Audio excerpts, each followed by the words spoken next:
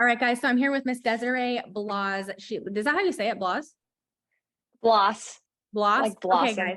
Yeah. So Desiree Blas, guys, who has been a very consistent producer, and she's set really, really high goals for herself. She works with FFL Prime Group and Diego up out of Tacoma. And Des, I want to hear kind of your quick little backstory. We're going to only have like 7-8 minutes for each person to come on, but your quick little backstory on what you were doing before this, how you've been doing, what your experience with FFL has been thus far.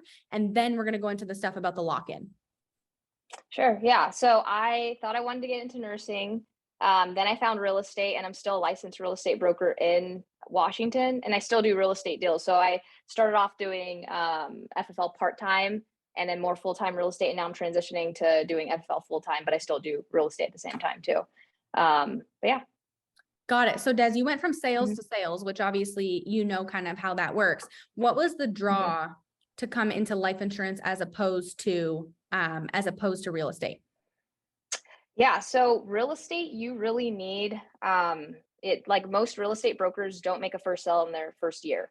So a lot of times they quit. 80% of real estate brokers quit their first year. It takes years to build a solid pipeline. If you were to get a deal, you get a house under contract, it takes 30 to 45 days to close a house. That's when you get paid. So what was more interesting with insurance, obviously, you get licensed, you sell a policy, you get paid in the next 2 days. So that's kind of what really piqued my interest. But the life insurance license was super easy. It was so much easier than real estate. Like I failed my first time in real estate, and it was a lot more expensive too. But I absolutely love insurance way more than real estate. I love it. Well, now we're going to get hopefully some real estate hitters just off of that. Yeah. Okay. So Des, you've been a consistent producer. Your top month is 20K, or was it closer to 30? It was like 22K. I'm trying to get to 30 October. Okay. I'm saying it on here. Everyone, yeah, quote me. Yes, it will be. It will be. And one thing that's really cool about what you did this past week is you wanted to come, you came out, met Erica and I and the team out in Dallas. What do you think the power of you getting out of your environment and getting around other people, what do you think that did for you? What did you learn from that? What do you think you improved on, and why was that so important to you? Wow, it was just when you see people through Zoom or through the Slack, you don't have that same in-person connection. Like Erica, I would see her on Zoom, but that was like my first time really being around her and her pouring into me and vice versa. And I just learned a lot. When you get to know someone on that personal level, it just makes everything more comfortable. We're all dialing in one bunch, but even through Zoom, most people are muted. And I actually am one of those people. Like before, I would never unmute. I was like always scared. But then after going to that lock-in, there's like 15 people in this big Airbnb, and we're all just dialing. And you just hear, objection after objection. Today, I was like unmuting a lot because I was like, it's just all the same thing. Like, it doesn't matter how many appointments you set, everyone's going to go through the same objections. But I think like the lock-in really just made that real for me. Like people will learn from me, and I will learn from people if we're just open about it. So seeing them face to face versus, through Slack and Zoom, it made a huge difference. Yeah, I love that. Was there anything that you were surprised by, or anything that you did like not expect? Well, I mean, I wasn't surprised. I always think everyone's like a good person, but everyone was so cool. They were so laid back, and they were so coachable, or they were willing to teach me something. If I asked a question, they were willing to stop what they were doing to like just help me overcome whatever I was asking. Like you and Erica all the time. Like I know you guys are super busy, but I would ask a question, and like you would just pour into me everything from what you learned, and it just made me more comfortable. And I'm always wanting to give back like what you teach me and vice versa. So it just made everyone like me comfortable. And I think everyone was also comfortable with that. Yeah. One thing that you had said, Des, before we left, you said, I see what it's like to really dial a full day. So do you think a lot of agents, even though they're at home dialing on Zoom, do you think they're probably not dialing the whole day? They're not dialing the whole day. And I'm also guilty of that too. But we legit went from 8 to 8, and we took maybe a 15-minute break to walk around the block in the like humid heat, which was fun. I rode a bike, and then we came back in and got after it. But I think that just helped me realize like, dude, I'm not working hard. Like I'm really not. If you're not dialing from 8 to 8, you're not working hard. So it slapped me in the face to be like, okay, this is like, you can do this if you, and the thing is, and I was telling a lot of new agents this, like right now it's hard dialing from 8 to 8, but if you do it every single time, it's going to get easier. And then maybe you won't have to dial to 8 to 8.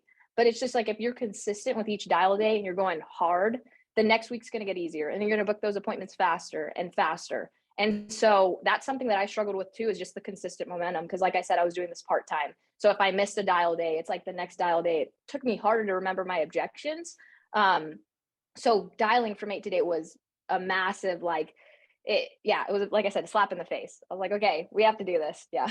Yeah, I love it. And I had asked guys at the lock-in, I had said, raise your hand that if you were not here with me and Erica and the people that flew in to do this with you guys, would you have stopped dialing? And every single person in the room raised their hand.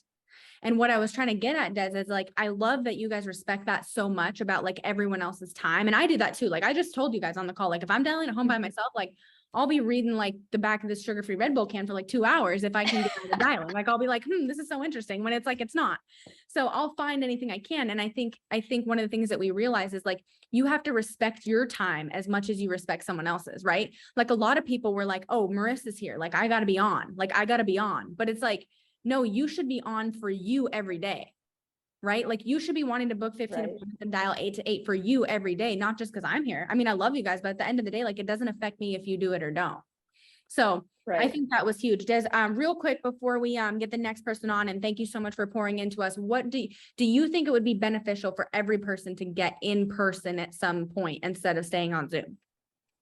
Yes, 100%. Like I developed friendships just from those 3 days, like Terrie and freaking Vincent. Like I texted them both today, and Carter, like I was just like, yo, what are you guys dialing today? Hey, I don't see you on Zoom. Like I'm more comfortable to call them out, and I expect that from them too. So if I didn't have that relationship, like I didn't even recognize Vincent with his freaking Slack picture because he didn't have a beard. And now I'm like, bro, and I'll call him out, bro, update your freaking picture because I don't even know what you look like on Slack. And I would have never done that if I didn't meet them. But we all like just developed these friendships, and it's all like, even through a tough like dial day or a tough run day, you could call them up and just like we pour into each other. Like maybe they had a good one or a bad one, or, like we learned different things, like the CBO America thing that I was telling you about the adult entertainer. I didn't know about that, but we all were like laughing about it. And just like, hey guys, next time, remember if there's like an adult entertainer, so that's like something America would flag. But yeah, you could get denied. Like she could be completely healthy, but just watch out for that. And no one knew. And so it was fun to like laugh about it. It was awesome, but 100% recommend. Yeah, I love it. Well, Des, thank you so much for being there. I mean, you crushed it. You made some sales. You saw me get my butt kicked on the phone. I was fighting with clients. You were fighting with clients. So I think she was fighting, guys. She was fighting. I was like, oh man. I was getting fired up. But I think it's huge. So Des, thank you so much for pouring into us tonight. I'm excited to see what you do in October. I know you're going to do your 30 families that you want to do. And obviously we love you and we're here to help you. Let's go. Thank you so much. You're welcome. All right, guys. So I am here with Miss Terrie Clow. She came out. This was my very first time meeting her, and I was beyond excited to have you at the lock-in. You are like so cool, so down to earth, and also a complete powerhouse. And before I have her introduce herself, guys, she was literally making a telesale, and she was making homemade bread. And she told the client, like, hold on one sec, I got to get my bread out of the oven. And then she literally closed it down like, wow, she was cooking us stuff, which is crazy. So Terrie, thank you for getting on with us tonight. If you could do kind of like your brief introduction of how you got involved with FFL and what your experience has been so far. Okay, so I am still currently a real estate broker here in Albuquerque. I have been for almost 20 years. And funny story, I got into FFL through my ex-husband. He's he's on another team, but I was just looking for something a little bit more than just the transactional thing aside of real estate. I kind of wanted a more personal business, and so I joined FFL. I basically worked part-time up until recently. I've decided to just go all in. I came to the lock-in basically to help me narrow my focus. And, I just made a decision to, put myself in a position and an environment to, do and be better than what I was currently doing. Yeah. And Terrie, one thing about you, and I think this is important for everyone to hear, is you actually only do virtual sales. So you're actually Yes. not going in the home at all. So a lot of people who are only virtual would say, I don't need to go to a lock-in, or I don't need to get in person because I only do virtual. What's kind of your advice for that? Oh, no, you should definitely go. I learned so much from everyone there. I mean, people were going in home, and there were people from, you know, different stages of their journey with FFL, from very beginner to, you know, you and Erica, I think of you as celebrity trainers, right? Because you guys are there to train us to be better, to do better. And I learned from everyone there, from the person who's getting licensed, to the person who made their first phone call, to the person who went on their first in-home, to the person who, you know, has done it 50,000 times. I learned from everybody. Yeah. Terrie, do you think it was helpful to see also like people who are more experienced than you also getting hung up on and also getting pushback? Because a lot of people think it doesn't Absolutely. happen. Absolutely. Absolutely. And it was funny, you know, to see the same objections over and over again. Because really, you know, we all think, oh my gosh, there's so many objections. Everybody's objecting these different, there's really 4 basic objections. Mm-hmm. And, you know, we each handle them just a little bit differently, but it's nice to see a pro get those objections and handle it, or get hung up on, or get yelled at. Yeah. And I think that's what's a huge deal too, is a lot of people think like, oh, Erica Haynes, you know, does, you know, 35 families a month. She doesn't get objections. It's like, no, she does. She got her butt kicked right in front of us. Right. And then she closed a big one. So I think that's huge for everyone to understand, like it happens to all of us, and to kind of be in that environment and seeing everyone happen. And then also, Terrie, you were doing coaching. So you kind of came in like in the beginning of the lock-in, and you're like, you know, I'm super new, but then like by the end, you're like, and I realized that because everyone's at different stages, like I can help people. What did that feel like to also be able to like coach and be able to help a brand new agent who's never done it? Yeah, so I love that. I love that about the lock-in, is that we're in one room, and, you know, if you see somebody struggling, you can go over to them and say, hey, you know, try this, or hey, do this. Have you looked at this script? Here's my script. Try this out. You know, just say this or whatever. And it's pretty cool. And people have done that for me too. I mean, I was out there, and I think I wrangled Erica, and I was like, Erica, come here. I need you to help me. Mm-hmm. I need you to help me figure out which carrier to go with on this one. And that was really nice, because when you're at home in your cocoon, in your environment, you know, who are you going to ask for help if you're not on Zoom, you know? Yeah. 100%. So it's important to get on Zoom. Yeah. And Terrie, did you think it was fun? I loved it. If I could do a lock-in every week, I would. I know. Terrie's like, I'm coming to Arizona next week. Like, and one thing, Terrie, that you did say, and I think this is going to relate to a lot of agents, and I want to hear your thoughts on this. I asked Desi too, is I said, you know, you've sold more than you usually sell, not because you're not capable, but you said, it's just because I'm a squirrel. What does that mean? And do you think a lot of other people are squirrels? Well, because I get distracted, just like you said earlier. You know, we're either, you know, at home dialing, or we're in an environment where distractions come at us pretty easy. Texts, emails, phone calls, other people, family, friends, whatever, they come at us all the time. But when you're in a lock-in, you get to stay hyper focused, right? So it was the first time I could really stay hyper focused and not worry about what's going on out here, because in that environment out here means everybody's doing the same thing I'm doing. We're all calling, we're all dialing, we're all helping one another. And so, yeah, I have the squirrel brain. I do. I'm a champion squirrel chaser. Yeah, you Find did things that. to do. You did say that. And I love that. And it is true. It's almost kind of like when you're in an environment of work, you kind of feel weird not working. Like I even felt like that. Like, I'm like, I need to be up. Like I can't be sleeping in. I can't be messing around. I can't be late at the gym. Like I need to get my butt on the phone, because like all these other people are doing it. Like I can't be the one not working. Right. And you feel weird if you're the one like walking around the Airbnb not dialing. It's like you're forced to. So Exactly. I love that. So, and thank you so much for getting on. Before you hop off, do you have any like advice, any like final advice for just any new agents, and it doesn't have to be regarding the lock-in, but your experience so far, what is some of the stuff that you think can help them? Find a running buddy. This business can be lonely if you let it, if you let it. But there are so many people out there that are willing to help you. I would personally find somebody to, practice your scripts and objections with before you make your calls. That way you're in the zone, you're doing it, and you can make that first phone call easier than if you didn't call a friend and go over some stuff first, right? Because that first phone call feels like 1,000 pounds in your hand. And it's just find a buddy. Yeah. Find a running buddy. Get on the Zoom calls. Yeah, be on Zoom and find a running buddy. So I love that. And someone, she's accidentally typed this to host and panelists, so you saw it. But and I think it's Angelica said she's in Albuquerque too. So we'll have to hook you guys up and get you dialing together. So well, Terrie, thank you so much for everything you did for us this week. And your bread was fantastic, and your energy. And I just love being around you. And thank you for getting on the call with us tonight and pouring into the team for us. No, thank you. And thank you for hosting that. That was amazing. And I can't wait for the next one to meet. She'll be there. She's going to be at all of them, which I'm excited about. I will be at all of them. Absolutely. Love it.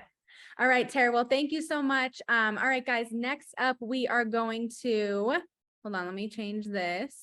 We are going to have Mr. Rhet on here, guys. So we are going to have the FFL Industrious crew come on with us and talk about their lock-in. All right, well, guys, I'm here with Rhet Reynolds. Guys, this is his very first week in the field, my very first time meeting him.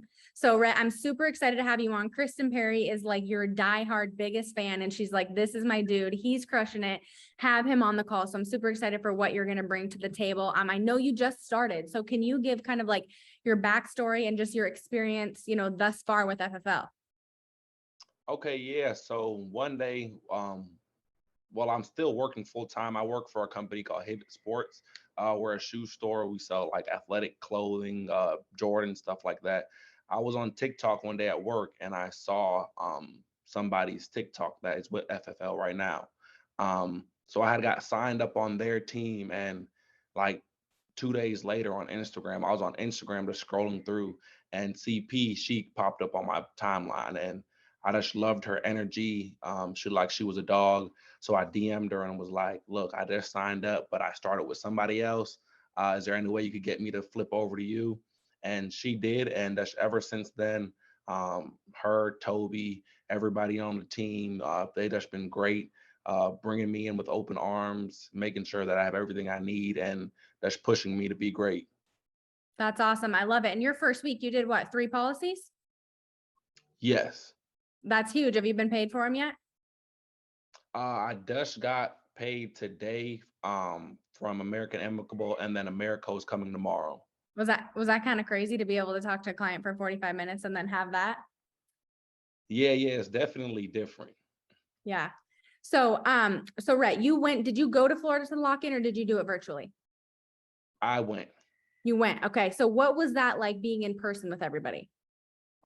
It was my first time meeting everybody. I was kind of a little bit nervous before, going in, not sure how all these personalities are going to be, not even sure really who I'm going to meet.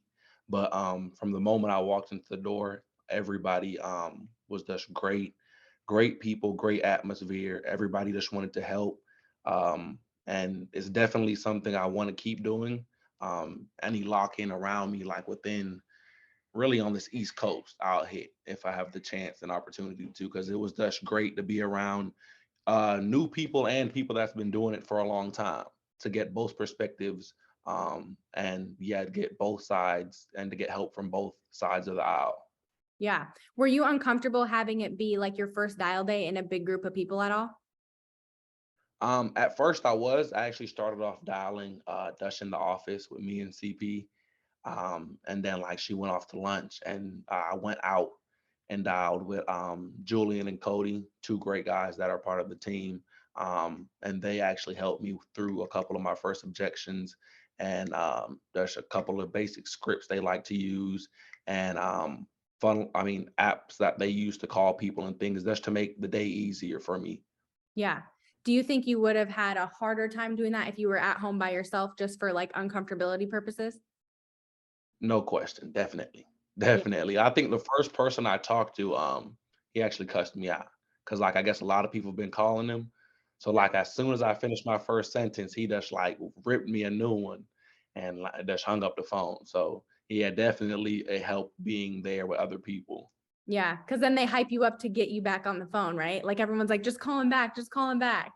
And it's kind of like Yeah, yeah, you get around that energy. Whereas if you're at home, like if that happens to me at home, I'm like, okay. And then I don't want to call anymore. Right. Yeah. So I think definitely. huge. So Rhett, the other thing that I wanted to talk to you about. So you have only been with us a week. You've obviously had a great experience being around the team, things like that. But Kristen also told me that you put 3 people into class already. Yes, I did.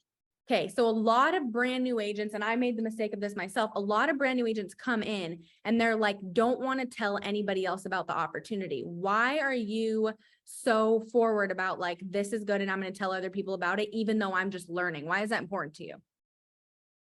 I think for me personally, it's important. That's because the end goal that I set for myself. Me and CP sat down, had a strategy meeting, and she just asked me what the end goal was. And for me, it's you probably get this a lot, but to be an integrity partner. Mhm. Um, and so I felt like, and after I spoke with her, she even confirmed it. Like the best time to build your team is when you're new. You guys could both go through the beginning stages and the grinds together. Yep. 100%. And understanding that everyone's here to help you, right? So a lot of people are like, well, I don't even know how to do it yet. How am I going to train? You don't need to train them. You got CP, dude. You get them Yeah. to walk in with CP. She's going to teach them how to do exactly what you're doing. And just like you said, she gets it right off the bat. So, Rhett, do you think that, so obviously I think you probably take a lot of risks in your life in general. So the fact that you're like, first week, I'm flying down to Florida, I'm going to get leads and I'm just going to go meet these people I've never known. Do you think that, some advice for new agents would be for them to get more uncomfortable quicker? Definitely. I would say there's I know there's a lot of things on the internet now that's like, get rich quick type stuff. But this is something that, is definitely legit. If you get out of your comfort zone, you'll be able to just see it. And I think the first thing is we don't charge people for classes. Usually every other thing you see on the internet, you have to pay some type of fee or something. And I think that just speaks on the company itself, the willingness from everybody top to down. Even Sean came by to talk to us. The willingness to help everybody from him on down is just transparent. Yeah, that's huge. I love that. Well, Rhett, I'm super, super excited to see what you do. I'm super happy and proud that you just like, were like, I don't even know these people and I'm rolling down there and you made what, probably 3 grand? It was like like the low two end. Yeah, good though. That's crazy though. Your first week Yeah. and being able to close those on your first couple of days. So I'm happy for you. I'm excited for you. Do you have any kind of like, you're going to grow obviously quick, guys. You got to take a page out of Rhett's book for like, if you have been here 6 months and you're not building your agency, Rhett's been here 3 days and he's about to smoke y'all. So it's getting big. So Rhett, any final words or like any piece of advice that like you could give to new agents just about getting it together, getting uncomfortable and, believing in themselves? I would say the best bet to take in life is on yourself. And what I usually tell people at the store I work at now, because we do upsell things, celebrate the no's. You're gonna get thousands of no's. Celebrate them. Don't get in your feelings about them. If you got a no, that means you did something correct. In my book, somewhere along the line, you did something correct to get to that no. Just keep working at it and change those no's into yeses. Yeah. You're a killer, dude. I love CP, but I'm jealous that she recruited you. So I'm excited that we're all one team, one dream though. So Rhett, thank you so much for getting on with us tonight. I can't thank you enough and can't, be excited enough for you. So guys, drop a RR in the chat if you think Rhett crushed it tonight and you're excited to see what he does in the future. Thank you. You're Thank welcome. y'all. All right, guys. So I'm here with CK, Cody Kelly. He's one of my favorite people, guys. He goes to everything. Oh, CK, can you show us your dope sweatshirt? Oh yeah, shout out to Toby. I actually got this made on my own, so I got Yeah, a couple more comments. That is loyalty right there. That is loyalty and love for the team. So CK, can you, for anybody who doesn't know you, which I can't imagine, can you talk about like how long you've been with us, how you got introduced, and what your experience thus far has been? Sure. So, like you said, my name's Cody. I'm from Richmond, Virginia. I've been with FFL, actually, we're in September, about a year and 2 months now. So I was actually at another company for a year and 3 months. And then Kristen kept blowing up my Instagram, my DM. She kept blowing me up. And then I was like, no, leave me alone. And then like a couple more months went by, and then I DM'd her back, and I talked to her, and I talked to Toby, and then I ended up here. So. Yeah, well, she is relentless, so that's for sure. Yeah. In your first year, are you hybrid, only telesales, or only in-home? I do everything. I do in-home, I do telesales, I do Zoom, whatever. I love Is that. in it, so. I love that. So Cody, let's talk about that for a second. A lot of agents get really far one way. I'm only going to do virtual. I'm only going to do in-home. What is the benefit that you found to being able to kind of do it all? I feel like, well, when I first started, I started at another company, so we were doing strictly in-home. But then when COVID happened, we all switched to Zoom and telesales and stuff like that. So when I made the switch, I found like a good, comfortable balance with both, because people in Virginia, it's a lot of older people that actually started getting real funny about people coming out. So I would stack my day, like the front half of like virtuals and stuff like that, and the back half of in-homes. So that way, if I got no-showed, I could hop on a virtual. If I got that, I could door knock stuff while I'm out. So it kind of makes it easier. And plus, I'm licensed in multiple states, so I could work anywhere, basically, if I do virtual. Got it. So you, whatever the client is most comfortable with is what you book them for. For sure. Which I think is huge and probably allows you to close a lot more because you can do everything. So, okay. So I love that. So you're also very consistent, and you also consistently get in person. So kind of the point tonight, you went to the lock-in in Florida. Tell us about that. How did it go? Was CP a good, was she a good leader? Of course. Well, it was my first lock-in. Like Rhet said, it was my first time meeting him, Michelle, and Quisha in person. I met Julian obviously before, Kristen before, Toby before. And there's some other people who actually just joined the team last month with Rhet. It was first time meeting them, and everybody was a cool group. I feel like even though I've been with FFL for a whole year, I haven't been into an FFL office yet because there's not really one close to me. So I've done travel trips to Ohio, North Carolina, South Carolina, stuff like that, but I'd never been to office. So instead of us doing our dial day last Monday at the Airbnb, we all went to the Boca office. And then going to office, you can see other people from other agencies as well, see how they operate and stuff like that. So I got to meet some top producers who are already hit Hall of Fame, who are about to hit Hall of Fame, got to talk to them, pick their brains and stuff like that. Yeah. So do you think that you learned a lot from that? Do you think that was super beneficial? Yes. I don't know what we have to do to get an office closer to me, but I need one. I work better in an office setting, in my opinion. I'm more focused. I don't have the TV, couch, stuff like that, my dog. But other than that, I feel like being in person with your team allows you to grow faster than you just. Zoom's not a bad thing, I would say. It definitely helps, but it definitely hits different when you're in person. Yeah. Do you think as a place for new recruits to come and like meet their managers, like as a new person in the business, and I know you're not super new, but how do you feel like that is for those people that just got started to actually come and like be part of that? I feel like it's a great thing.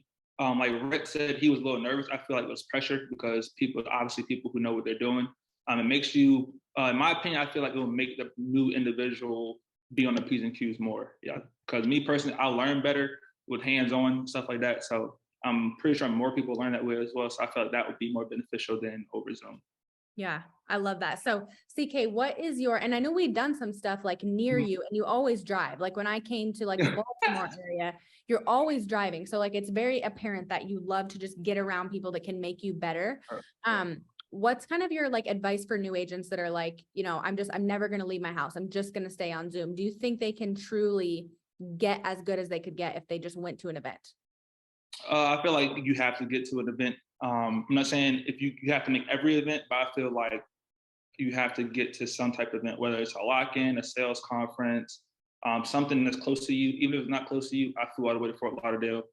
So you got to make it happen. I feel like if you get to an in-person event, it's going to elevate your game to the next level. So. Yeah. And CK, talk about the investment and the sacrifice. I mean, you're obviously serious about your business. You got to pay for a flight. Why do that when you could just stay at home? Home gets boring. Home for me, I don't know who, there's not that many FFL agents that I know who work in my state, but every time I go into CRM, all the leads are gone. So sometimes you gotta get up and go. And sometimes telesales for me personally aren't hitting. So I'm like, well, let me go show up in person. Me personally, I work better in person. So you can't tell me no in person usually. So let me go pull up to the crib and go close them. Cody said, I will get you insurance.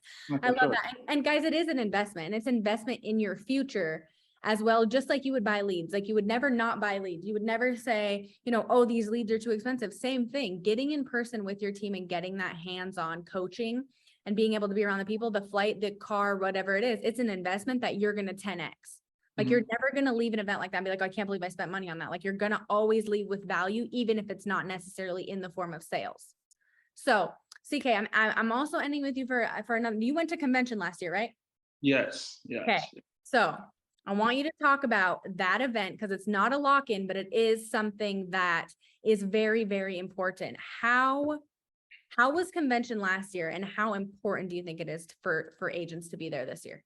Convention, first off, was amazing. I got there late. I got there like at 12 o'clock after I did the meet and greet, so I was upset. But it's an amazing event. I like, first off, the concept. It's a free conference. We go convention. We all go there. At our last company, we had to qualify to go there, and then a whole bunch of other stuff. And I'm not getting into all of that. But all you gotta do is register online, pay for a hotel, Airbnb, whatever you want to do, and then just pull up and learn. I feel like it was amazing. You got to meet everybody in the company. Different events they have throughout the week after the sales conference. It's a game changer for sure. So if you are not registered already, please register. And I want to see everybody here. We got to have the biggest team because last year people pulled up with big squads. So we got to do a big year. We got to do it big this year. And Cody, you're going to be there Wednesday this time early. I'm thinking low key though. I might get there like on a Monday or Tuesday, go run business, and then stay the rest of the week. So that is what I'm thinking as well. And we are also on Wednesday, guys. We're doing a meet and greet, and ours is going to be even better this year because we're doing an awards ceremony for just FFL domination. So you guys have to be there. So Cody, outside of all this stuff, which you are really amazing at, and I don't want to leave this part out, you're also a very consistent and a very good producer. You put up a lot of premium. You do make a lot of money. You do really well. So on that front, what is your advice to any agents on here who you think they're not producing the level of sales that they want? What do you think the number one thing that you've improved or that you've changed to get your sales to where they are now? Just work. So once again, piggyback on my last company, our commission and comp level was super, super low. So when I first started over here, it was easier to get money in my pocket. So then I started to slack off. Okay, I'm making money. Then I look at my bank account, then it's back down. So now I got to figure out a way to stay motivated. And me personally, I had to figure out something outside of my bank account to keep me motivated. And that's just building now, because I don't have any kids. I'm not married yet, but eventually I'm gonna have it. So I'd rather get that out the way now. That way, when that comes, I can have my time to do what I want. So yeah. 100%. So get disciplined, guys. And I think that probably you also, we see that at the lock-in as well. One of the things that we learned is like a lot of producers were like, dang, we didn't realize when people were saying they dial all day that like they actually dial all day. Yes, for sure. No, I haven't. I dial. I'll be honest. I was dialing most of the time, but then I was like, okay, well, I'm stopping here. I'm going to watch like Criminal Minds or something. But when we were in the lock-in, we dialed literally from 8 to 8. We were locked in the whole time. Yeah, I love that. Well, CK, thank you so much for getting on with us. You're a pillar for our team. You're crushing it. Very, very consistent. Obviously, you pull up with the gear, which is like, ride or die for this team. So we love you. We're excited to see you continue to thrive. And thank you for coming with us and coaching us and pouring into the team tonight. Yes, ma'am. Thank you for having me. I'll see y'all soon. Yep. All right, guys, let's drop a CK in the comments. And if you haven't booked your 15 appointments, let's get back on the phones tonight. Thanks, guys. Have a good one.